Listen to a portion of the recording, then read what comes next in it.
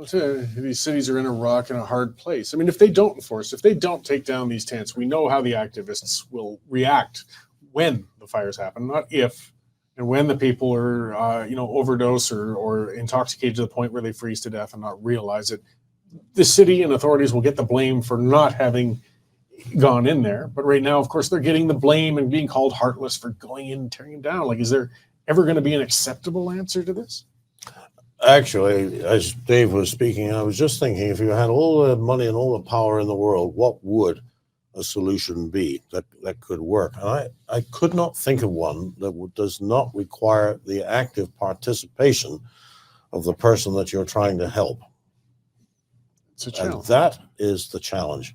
I remember an article that you wrote, Corey, probably 3 or 4 months ago, in which you mentioned the dilemma posed by encountering a person passed out on, I think it was on a park bench, laying there in stark misery.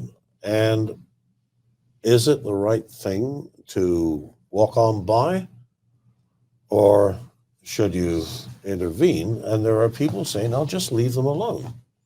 And yet that seems the cruelest outcome, to just leave somebody in misery. And yet, if you take care of them today, you will find them there again tomorrow. So what exactly is it? Is an incredible dilemma, because I think in this city, and I bet it's the same in Edmonton, I mean, this is not a Calgary-Edmonton thing, there is an enormous reservoir of goodwill of people who want to help other people.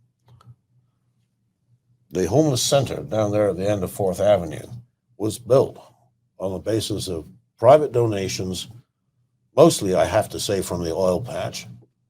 I remember, back in the Calgary Herald editorial board, these guys coming in and talking about how this is what we need to do, and it's going to be like this, and it's going to be like that, and we're really going to make a difference, and there's 1,000 homeless people, and there will be 1,000 less by the time we've finished. Well, good. How do you not support that? And we did. We supported it wholeheartedly, but, it hasn't worked out that way.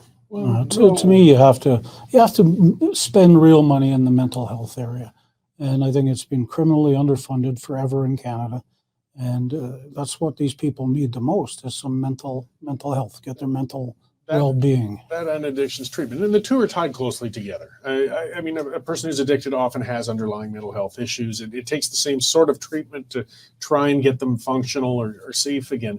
But that's the elephant in the room. A lot of people just still refuse to discuss when it comes to the homelessness encampments. They start with, well, what about the single mom with 3 kids, or the person who got displaced because his job got laid off?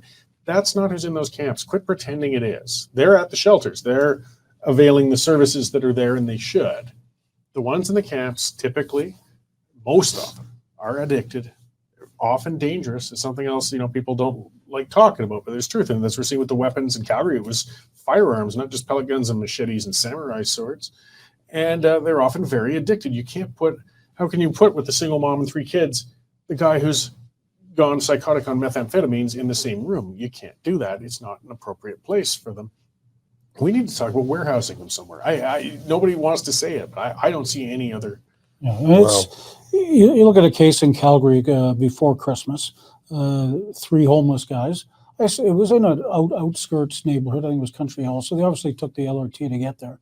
They broke into one of the cabins, not cabins, garden. It was a garden shed. Yeah, garden shed at the Home Depot, and they went in there to get out of the cold and set a fire, and all 3 of them ended up burning to death. So it's not just an encampment down here. It's the far reaches of every city that's going to have to deal with it.